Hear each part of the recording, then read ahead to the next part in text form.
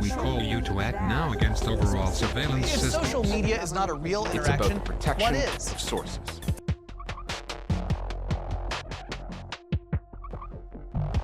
All technology is rooted in ideology. One of the big misunderstandings of the internet is it suddenly came along, this miracle, this religious miracle that was granted to us because we were such good human beings. It's absolute nonsense. The internet is a many-to-many medium.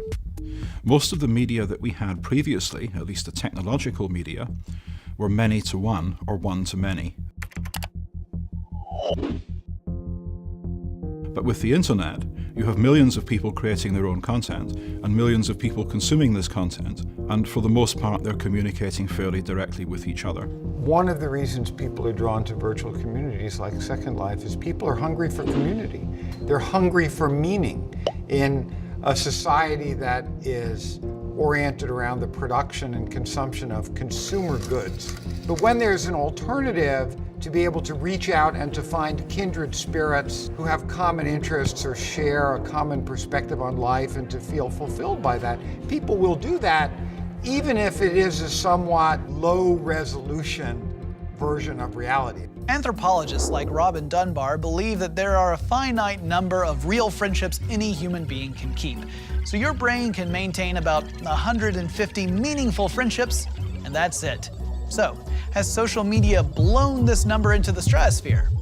Web communities, you can move in, you can move out, you can belong to all sorts of different ones at different times. If you tire of them, you're gone.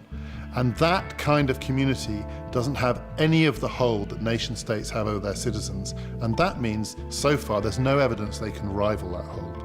The military-industrial complex, which invented the internet, or at least financed the internet in the late 50s, and the counterculture of the late 60s in San Francisco were libertarian, were hostile to authority, hostile to the state, hostile to traditions. On reflection, I'm not sure how unnatural the union was.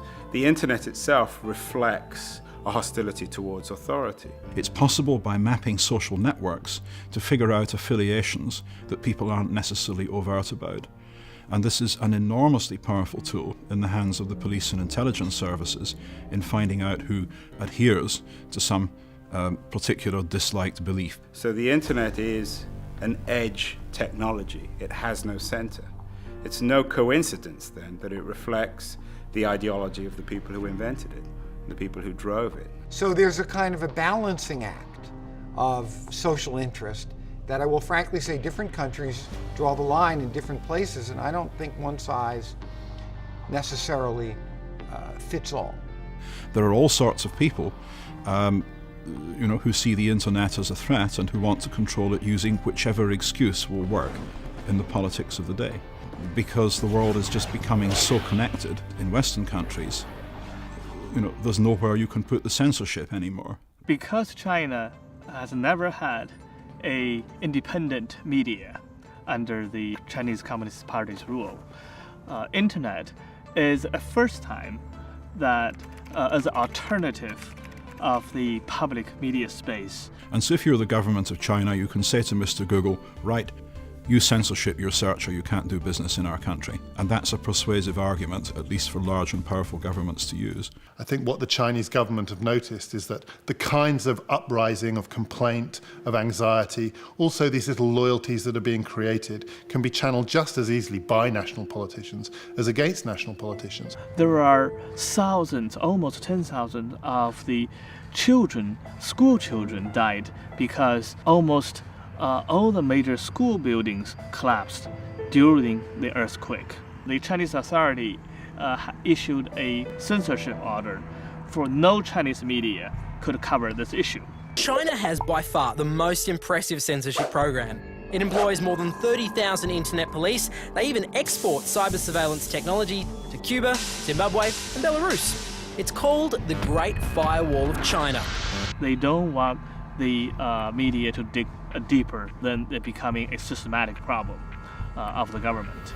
Internet chief Lu Wei said China wanted a safe internet, built by everyone. No mention of a free internet. They can't simply turn off the internet because Chinese businesses live by export and they need to talk to Western customers. Ultimately, I think it's undoable. And all they're succeeding in doing is raising the bar for a little while. In the end, though, I believe that China, like everywhere else that develops, will become open and democratic like the West. Technology reflects human beings. Human beings don't reflect technology.